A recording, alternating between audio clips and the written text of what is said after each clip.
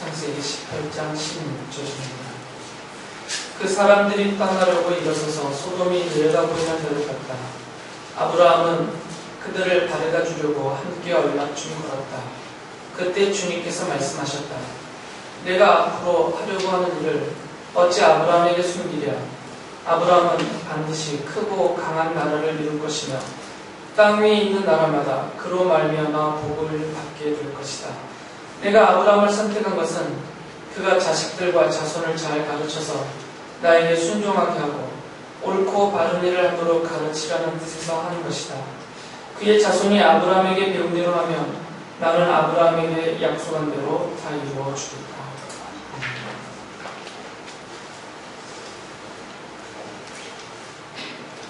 지난주까지 설명을 짧게 한번 복습을 해보겠습니다. 성경은 하나님의 뭐라고 간략하게 말했었죠? 네, 언약이다라고 말씀을 드렸어요. 그래서 성경 뒤에 약자가 있는 거죠. 구약신약. 그리고 그 하나님의 언약의 제일 중심된 언약의 내용은 뭐죠?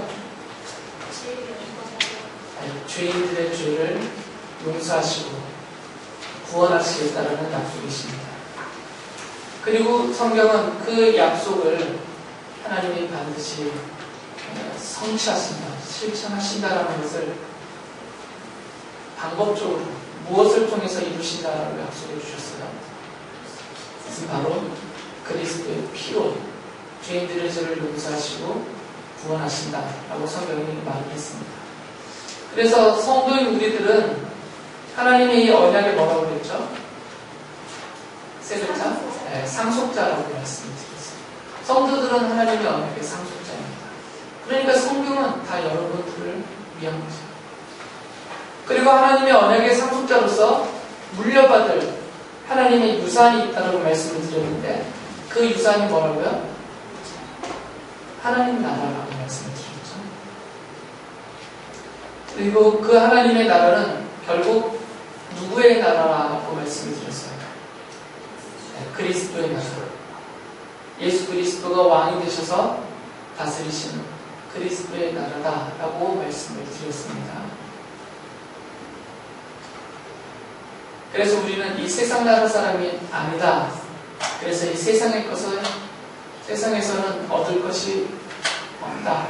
세상이 별로 우리를 좋아하지 않아서 늘 우리를 힘겹게 한다라는 말씀을 드렸더니 여러분들이 실망했죠? 그래서 오늘은 실망하지 않아도 된다라는 말씀을 드리려고 합니다. 하나님 나라에 대해서 조금 더 오늘 말씀을 드리려고 해요. 왜냐하면 우리가 물려받을 유산이 하나님의 나라니까 좀 잘 알아야 되겠죠? 드라마 같은 데 보면 물려줄 유산이 엄청 많은 것처럼 사기쳤다가 나중에 보니까 아무것도 없고 그런 것들이 있잖아요. 얼마나 허무하겠어요. 성경이 우리에게 약속한 물려받을 하나님의 유산이 뻥이라면 우리가 얼마나 허무하겠어요. 주고받더니 아무것도 없다. 이래버리면 이게 어떻게 되겠어요? 그러니까 우리가 물려받을 유산이 무엇인지 그리고 그것이 얼마나 확실한 것인지를 잘 알아야 된다는 것이죠. 오늘은 그 부분을 좀 말씀을 드리려고 해요. 전통적으로 성경 안에서 전통적이에요. 이것은 전통적이라는 것은 오래전부터 그렇게 여겨지고 받아들여졌다는 거죠. 성경 안에 두 나라의 역사가 있다라고 이렇게 말해왔어요. 그리고 이렇게 받아들였죠. 그러니까 성경 안에는 하나님 나라와 세상 나라라는 이 두 나라의 역사가 성경을 쭉 기록되어 왔다. 이렇게 생각을 했던 거죠. 그러면서 이 세상 나라는 하나님을 부정하고 인간 자기 중심과 물질을 중심으로 살아가는 사람들, 그들의 나라를 세상 나라라고 성경이 말하고 반대로 하나님을 믿고 섬기며 따르는 그 하나님의 백성들과 또 그 백성들이 속하여 있고 나중에 최종적으로 첫 들어가서 하늘에서 누리게 될 천국까지를 포함한 모든 것을 하나님의 나라다라고 말을 합니다. 왜 이렇게 성경 안에서 이 두 나라의 역사로 분류하게 됐냐면 교회사에 특히 교리적인 면에서 큰 영향을 미쳤던 분이 어거스틴이라는 분이 있습니다. 약 3, 4세기에 가장 영향을 많이 미쳤던 분인데, 이분은 이제 나중에 히포라는 곳의 교구로, 지금으로 치면 그 지역 전체에 영향을 미치는 목사의 역할을 하시는 거죠. 그렇게 계셨던 분인데, 이분이 쓴 책 중에 신국론이라는 책이 있어요. 풀어서 말하면 하나님 나라라는 뜻이죠. 하나님 나라에 대해서 써놓은 책이에요. 이 신국론에 보면 이런 유명한 말이 있습니다. 제가 그대로 읽어드릴게요. 나는 인류를 두 줄기로 분류한다. 한 줄기는 인간의 기준을 가지고 살고 있는 사람들이며, 다른 줄기는 하나님의 뜻에 따라 살아가고 있는 사람들이다. 두 도성이라는 말로 내가 뜻하는 바는 두 개의 인간 사회다. 하나는 영원히 하나님과 더불어서 다스리도록 예정된 사람들의 사회이며, 다른 하나는 마귀와 더불어서 영원히 처벌에 처해질 운명을 받은 자들의 사회다. 라고 이렇게 두 나라를 말을 했습니다. 어거스틴이 성경을 해석하면서 성경 안에는 두 나라가 존재한다. 하나님 나라와 세상 나라. 그 설명한 거거든요. 그 이후로 이 어거스틴이 말했던 이 두 나라에 대한 이론, 두 나라에 대한 설명을 교회에서는 거의 그대로 다 받아들여 왔습니다. 그래서 지금 현재도 거의 대부분 이 두 나라에 대한 설명을 받아들이고 있어요. 반대하지 않죠. 물론 성경을 살펴보면 이 어거스틴이 말한 대로 하나님 나라와 사람 중심의 이 세상 나라의 역사가 그대로 나타나고 있습니다. 틀린 말은 아니에요. 지금 틀리다고 말하려고 하는 게 아닙니다. 이 하나님 나라와 이 세상 나라, 이 두 나라는 이미 창세기의 첫 시작점부터, 인류의 첫 시작점부터 이미 예고되어져 있어요. 그리고 인류의 역사가 이 하나님 나라와 세상 나라의 싸움으로, 투쟁과 싸움으로 계속 흐르게 될 것이다라는 그런 생각을 가질 수 있도록 이 창세기에서 이미 그것이 구분과 그 싸움이 예고되어져 있는 것이다. 창세기 3장 15절은 하와를 유혹하여서 선악을 알게 하는 나무 열매를 따먹게 했던 그 뱀, 이 뱀은 곧 사탄이죠. 그 뱀에게 하나님이 내리신 이 저주의 내용 중에서 3장 15절에 보면 이런 말씀을 하셨어요. 이게 좀 뱀에게 하신 말씀입니다. 사단에게 하신 것이죠. 내가 너로 여자와 원수가 되게 하고 너의 자손을 여자의 자손과 원수가 되게 하겠다. 여자의 자손은 너의 머리를 상하게 하고 너는 여자의 자손의 발꿈치를 상하게 할 것이다. 그래서 이 말씀, 이것은 인류의 첫 시작의 시작점이거든요. 에덴 동산에서. 이때부터 이미 하나님이 계시로 예고하여 알려주신 내용을 보면 여자의 후손과 이 뱀의 세력과의 구분이 되어져 있게 되고, 또 구분될 정도가 아니라 이 여자의 후손과 이 뱀의 세력과의 싸움이 이미 이 안에 계시로 예고되어져 있다는 것입니다. 그래서 이 이후로 실제로 성경에 나타나는 인류의 역사를 보면 이 두 세력의 싸움의 양상이 그대로 나타나고 흘러가고 있습니다. 이 최초의 싸움이 어디서 나타나냐면 아담과 하와에게 두 아들이 있었죠. 누구하고 누구예요? 가인과 아벨. 이 가인과 아벨 두 형제가 있었는데 가인이 아벨을 들여서 쳐 죽였죠. 그러니까 때려 죽였단 말이에요. 뭐 어떻게 때려 죽였는지 모르지만 어쨌든 때려서 죽였어요. 가인이 아벨을.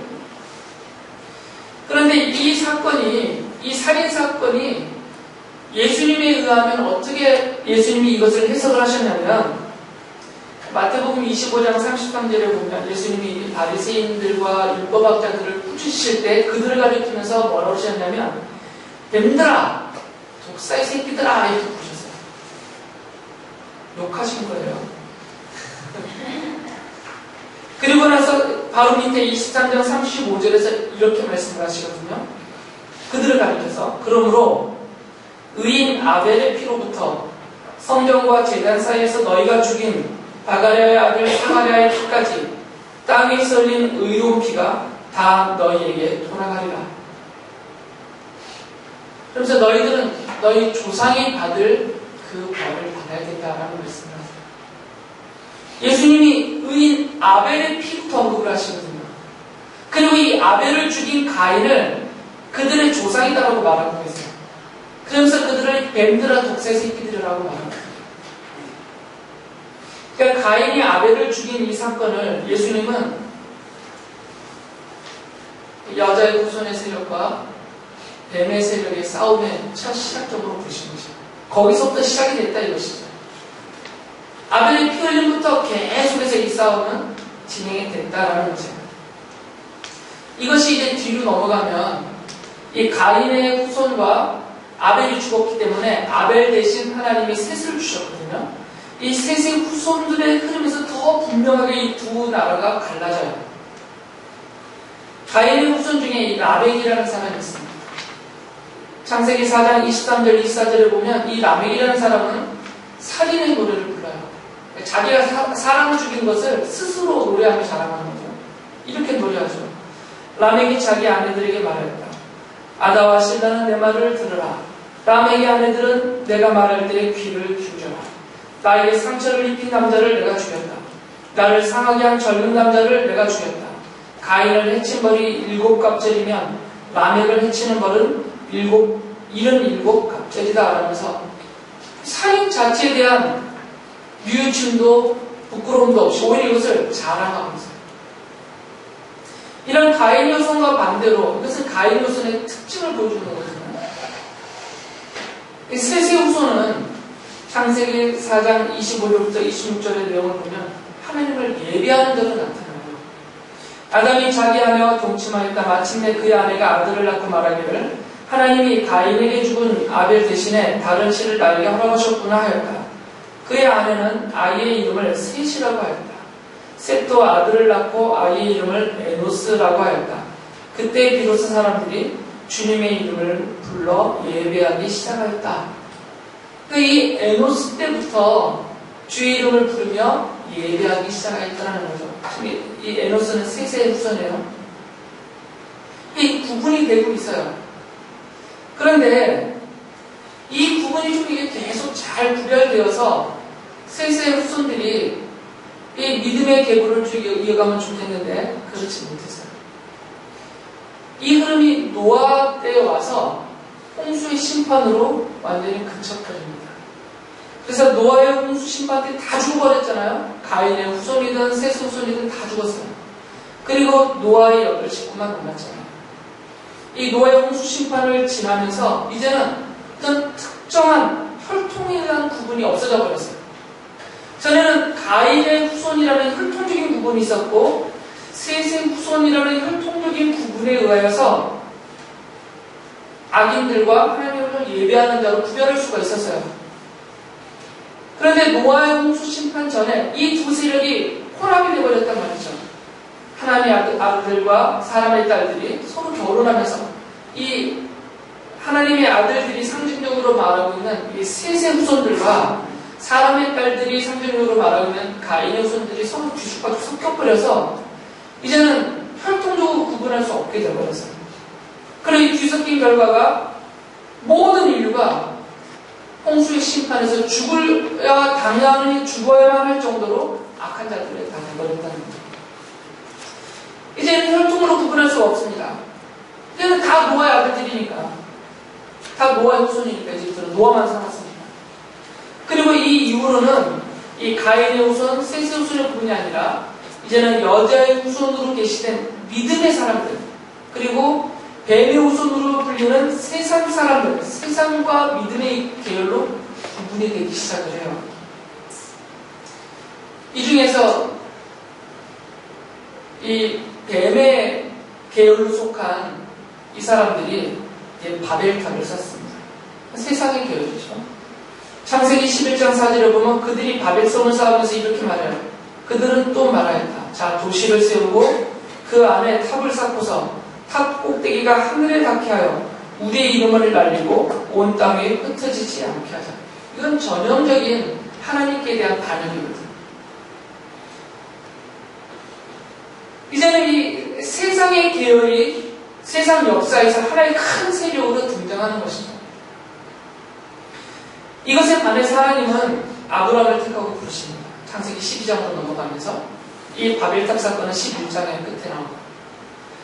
아브라함을 택하고 부르셔서 이제는 이게 세상 사람, 뱀의 계열에 속하는 이 세상 나라와는 다른, 그들이 세운 나라와는 다른 하나님이 세우시는 다른 나라, 하나님이 가진 다른 나라를 세우시기 위해서 아브라함을 부르시는 장면이 이제 12장부터 나와요.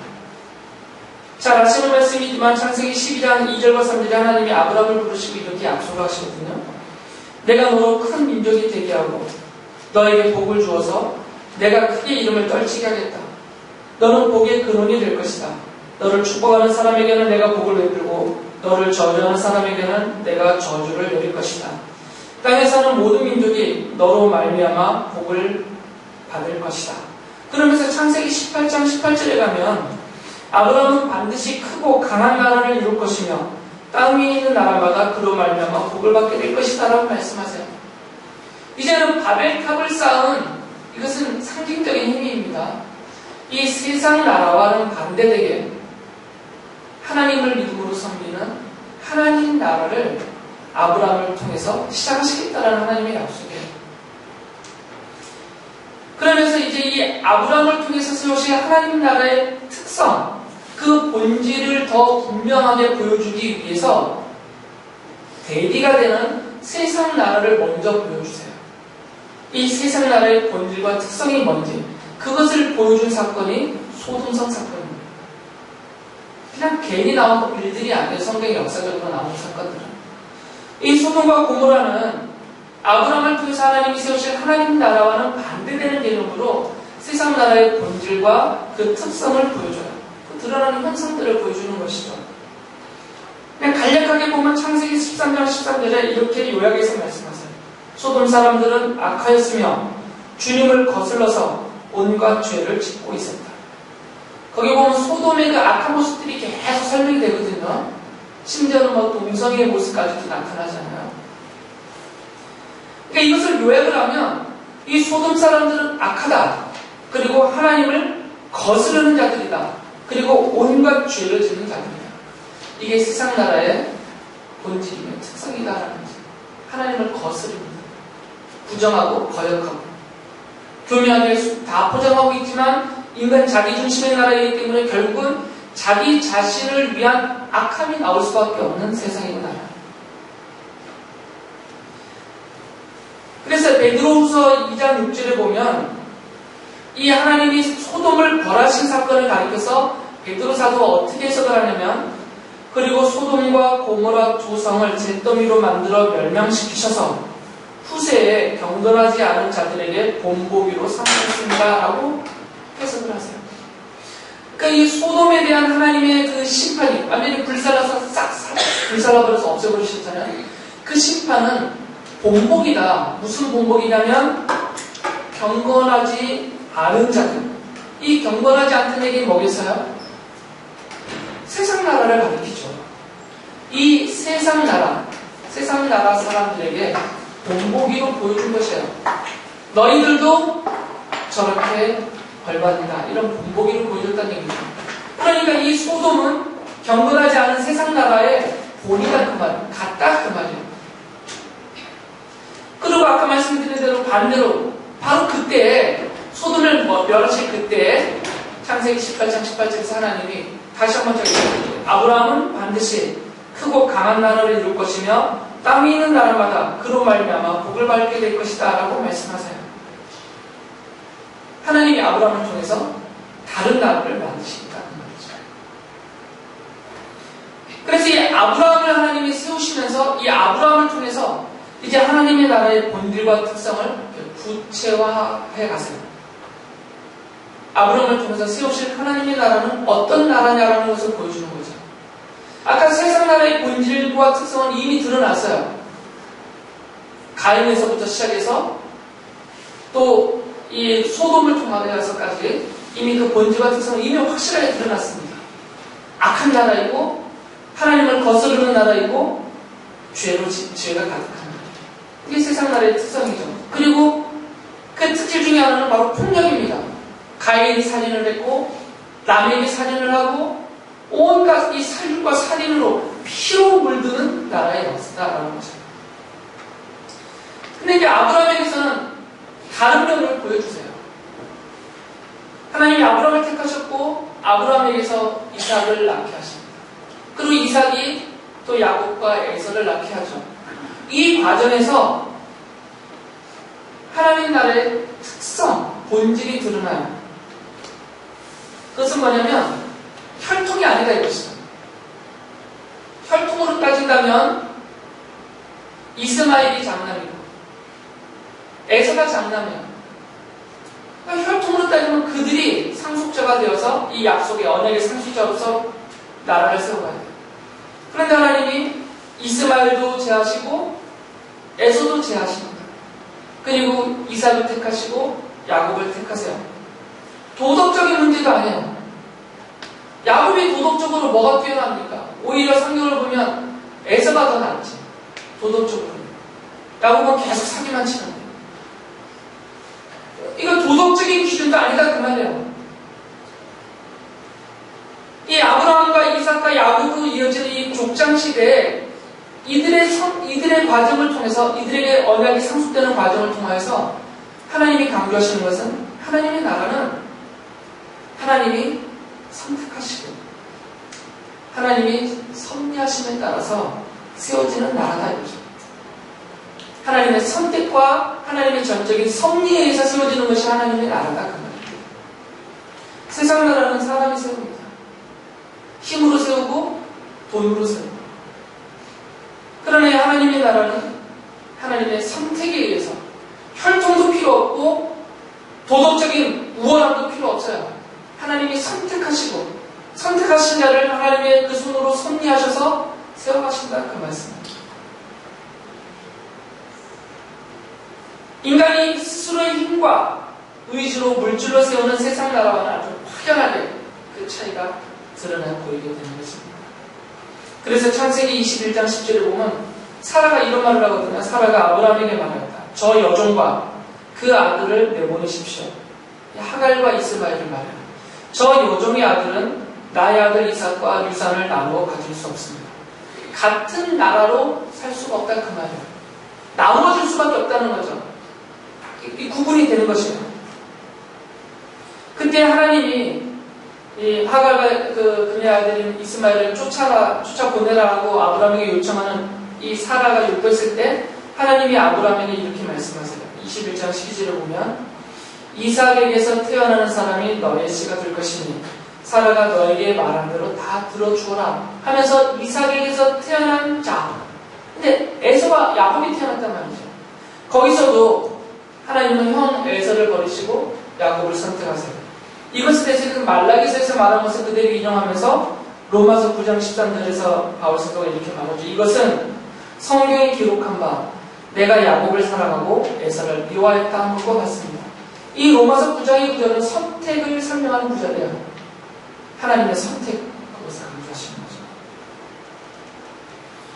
그러니까 아브라함, 이삭, 야곱 이 과정을 통해서 하나님 나라의 본질, 특성이 분명히 드러났습니다. 하나님의 전적인 선택, 사람의 어떤 혈통, 도덕적인 것, 어떤 힘, 의지, 세력 이런 거로 세우는 나라가 아니라 그러니까 하나님이 이렇게 그 중에서 뛰어난 자를 뽑아서 세우는 나라가 아니다라는 거죠. 이것은 다 무시되고 이것은 세상 나라니까 하나님의 전적인 선택과 섭리에 의해서 세우신다라는 거죠. 이런 하나님의 나라가 처음에는 개인으로 물려졌었어요. 야곱에 이르기까지. 그러다가 이 언약의 상속자가 개인으로 이어지다가 이제 드디어 이스라엘이라는 민족 단위로 나타납니다. 이제는 하나님의 나라가 창세기 3장 15절에서는 여제 후손이라는 시의 개념으로 쭉 던져졌지만 이것이 이제 아브라함을 통하여서, 이삭을 통하여서, 야곱을 통해서 이렇게 개인이 계속 그 씨 역할에서 오다가 이제 드디어 이 씨가 열매를 맺었다는 것이죠. 꽃을 피우고 열매를 맺습니다. 그 모습이 이스라엘이다 그 말이에요. 그래서 이스라엘이라는 어떤 민족 단위가 이제는 하나님 나라의 대명사로서 구약 성경에 사용되기 시작을 해요. 이때 이제 이 이스라엘이 하나님 나라의 대명사이기 때문에 하나님 나라 자체는 아니지만 아브라함이 하나님 나라 자체가 아니었듯이 대명사로서 이스라엘이 이제는 세상 나라의 당시의 대표격에 있었던 대명사로 말할 수 있는 이집트와 싸우게 되는 것이죠. 지금 여자의 후손과 뱀의 세력과의 싸움이 계속해 발전되는 것입니다. 그래서 이제는 이스라엘과 이집트가 싸우게 되는 거예요. 이 하나님 나라의 대표적인 통치자로서 대리자로서 모세가 있고 이집트의 통치의 대리자로서 바로가 있어서 이 두 사람의 세력과 또 전체적인 이스라엘과 이집트 사이의 이런 투쟁과 싸움이 출애굽기에서 계속 나타나는 거죠.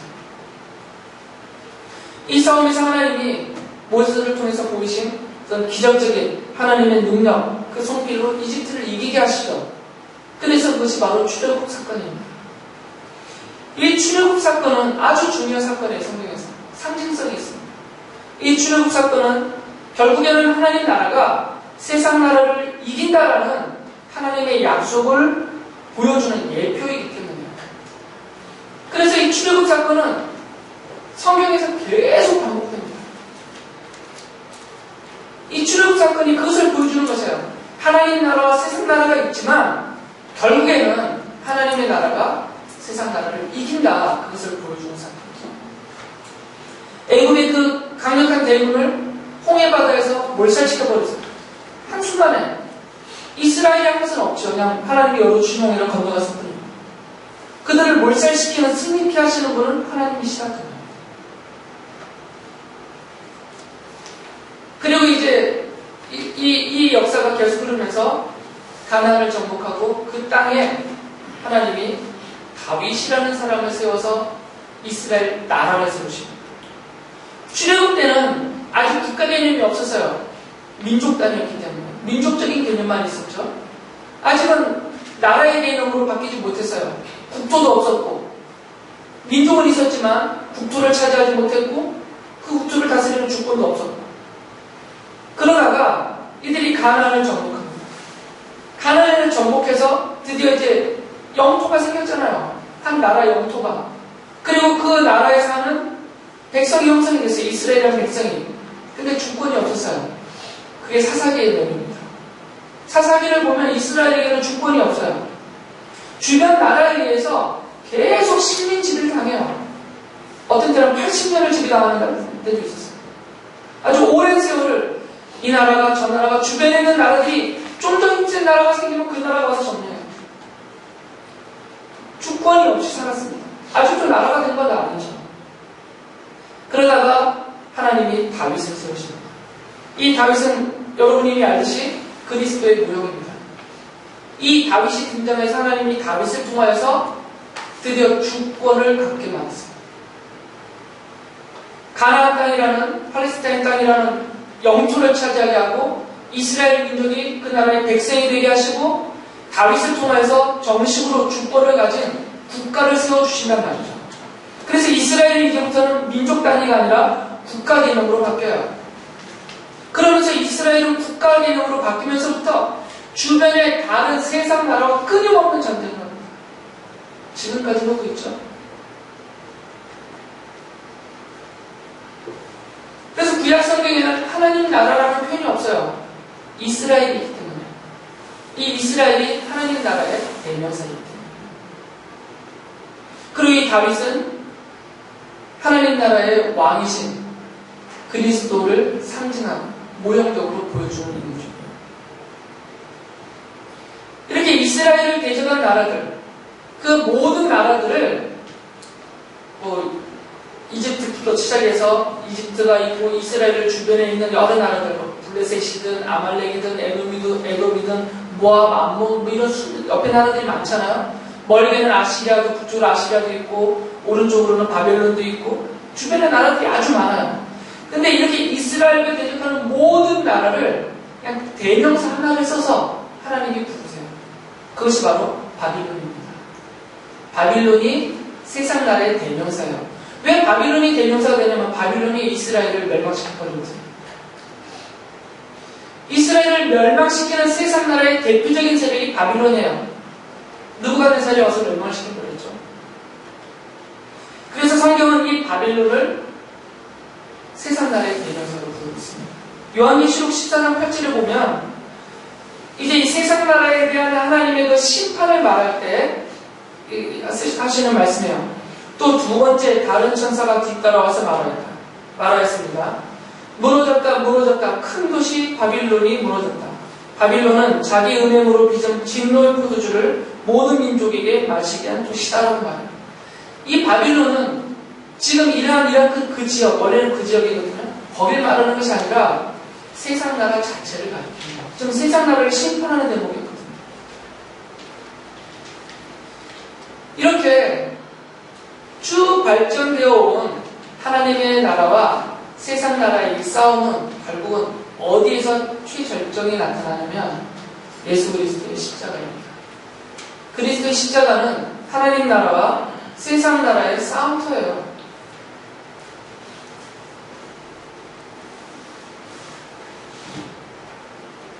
이 그리스도는 설교서를 통해서 성경 포를 통해서 제가 계속 말씀드렸듯이 창세기 3장 15절에 계시하시고 예언하신 여자의 후손입니다.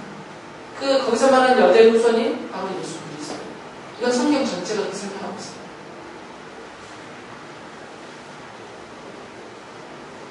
그러니까 예수 그리스도가 여자의 후손으로서 뱀이라고 지칭됐던 이 사단의 세력과 또 사단의 뒤를 이루고 있는 세상 나라죠.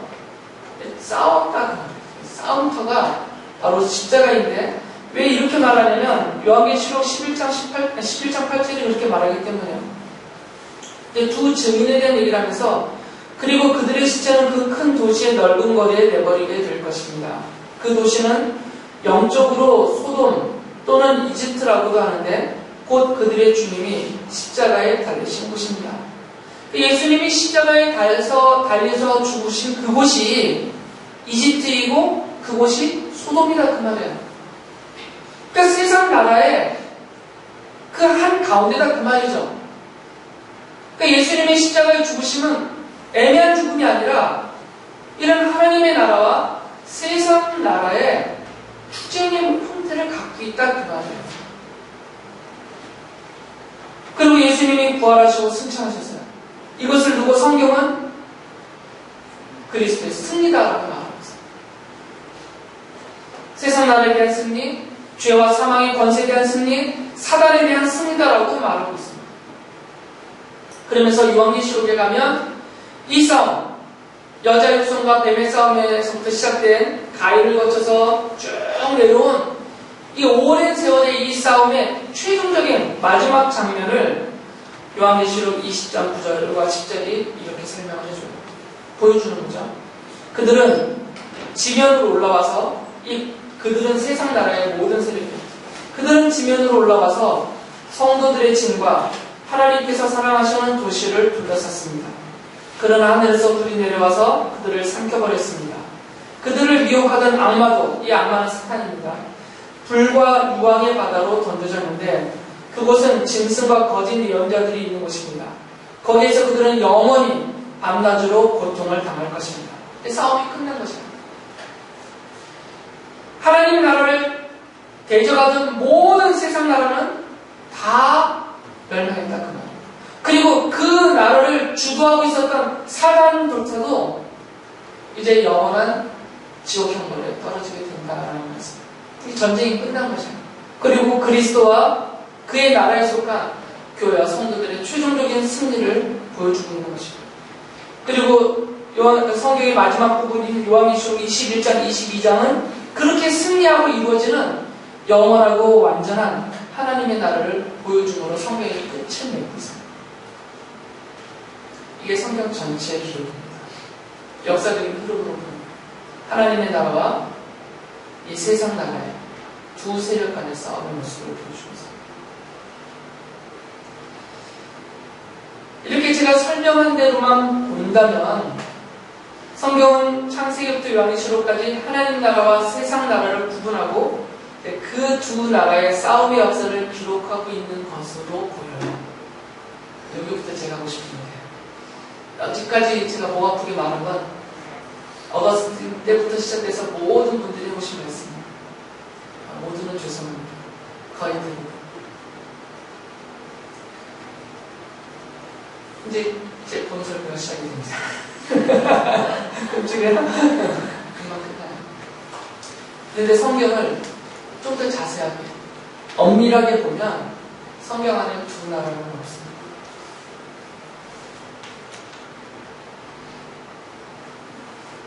나라라는 개념은 통치의 개념이거든요.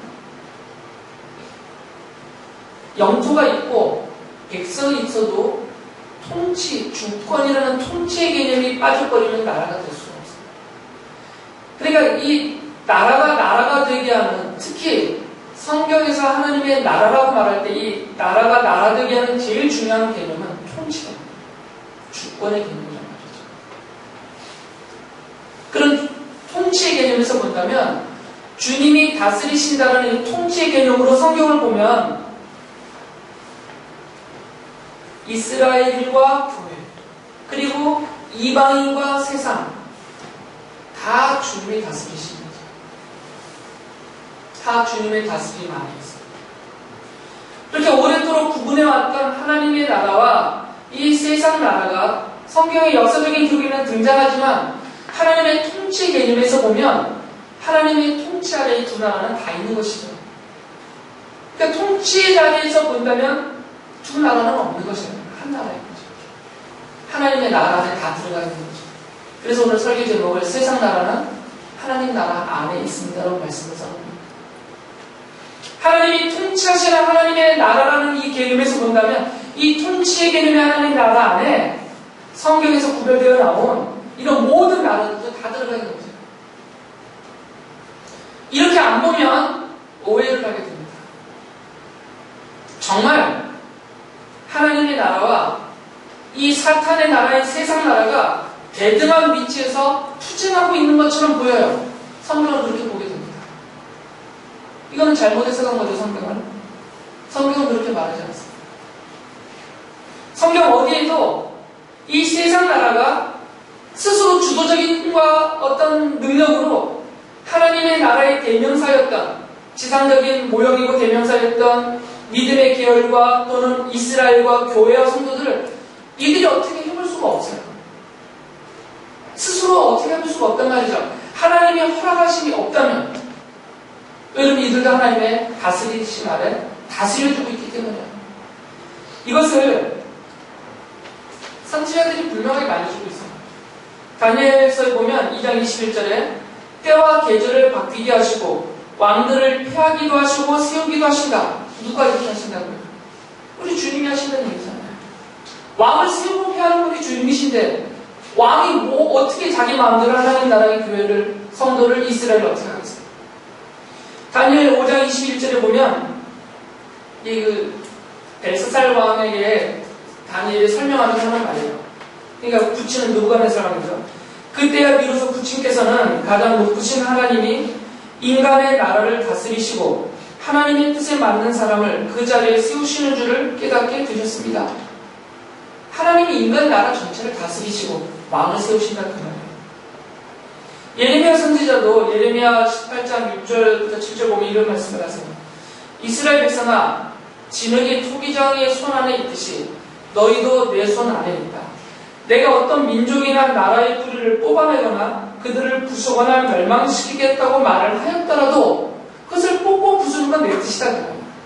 또 반대로 9절에서는 그러나 내가 어떤 민족이나 나라를 세우고 심겠다고 말을 하였지만 그 나라를 세우고 심는 것도 내 뜻이고 내가 하는 것이다. 이렇게 하나님이 말씀을 하세요.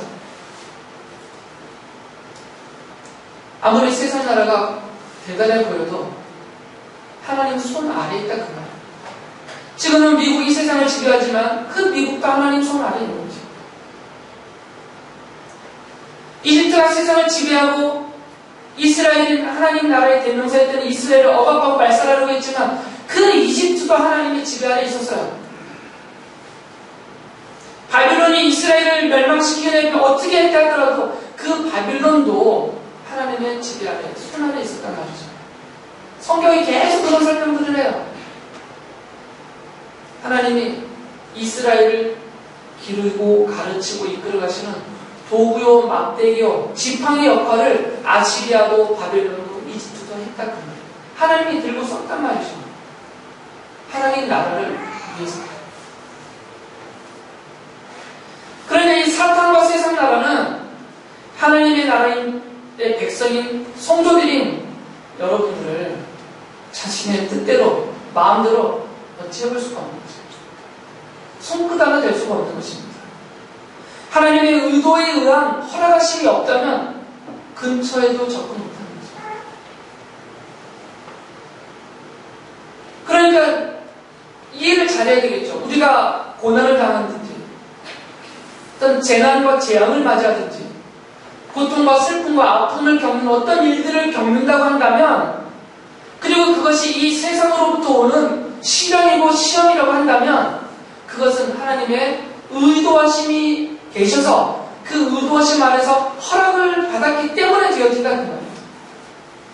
하나님은 막으려고 하시는데 그 막으시는 하나님을 넘어서서 무너뜨리고 하나님의 의도를 꺾어가면서 교회와 성도에게 어떻게 해볼 수 있는 세상 나라는 없는 것이에요. 하나님의 다스리심 안에 있기 때문에. 여기에 믿음의 삶의 모습이 나올 수밖에 없는 거죠. 여기에서. 우리의 믿음은 여기에서 나오는 거죠. 이것을 믿을 때 정말 믿음의 능력이 나타나는 거죠. 우리가 염려하게 되고 걱정하게 되고 두려워하게 되는 이 세상 나라가 하나님의 다스리심 안에 있다는 것이 믿어지면 당연히 우리는 더더욱 믿음으로 하나님을 바라보게 됩니다. 이게 믿어져야 사람을 찾아가지 않고 세상을 찾아가지 않고 하나님 앞에 오는 것이죠. 우리가 찾아가는 그 사람도 우리가 찾아가는 그 세상도 하나님 손길에 있단 말이죠. 그러면 이것을 움직이려면 이것을 얻으려면 그것을 갖고 계시는 하나님을 찾아야지. 하나님의 뜻과 의도가 없으면 꿈쩍도 못하는 그 사람들, 그 세상을 찾아가봤자 아무 소용이 없다 그 말이에요. 성경이 약속하는 내용은 그것입니다. 이것을 믿으라는 것입니다. 성경은 이 성도들이 하나님 나라의 백성으로서 하나님의 선택과 그 섭리하심 아래서 그 손길 아래서 인도함을 받으면서 믿음으로 이 땅에서 살다가 결국 하나님이 이끄시는 영원한 하나님의 나라, 완전체인 하나님의 나라, 그 나라에 들어가게 될 것이다. 이것을 약속하신 대로 이끌어 가시는 것입니다. 이 하나님의 약속, 이 하나님의 언약을 깨뜨리고 방해할 수 있는 세상 나라는 없는 것이에요. 그럼 우리는 어떤 상황과 형편에 있든 간에 좋든 나쁘든 힘이 겹든 즐겁든 간에 우리를 하나님 나라의 백성으로 삼아주시고 선택하고 불러주시고 또 그 언약을 믿게 만드시고 그래서 이 하나님의 나라를 유산으로 받게 되는 이 상속자가 되게 해주신 그리고 그것을 이루어 가시는 그 하나님께 감사하면서 그리고 이것을 성취하시고 완성해 주시는 그래서 나를 대신해서 십자가에서 죽으신 예수 그리스도의 십자가를 바라보면서 찬양하면서 의지하면서 믿음으로 오늘도 살아가야 될 것입니다. 그럴 때 그리스도의 승리하심이 우리의 승리함으로 누려지게 될 것이에요.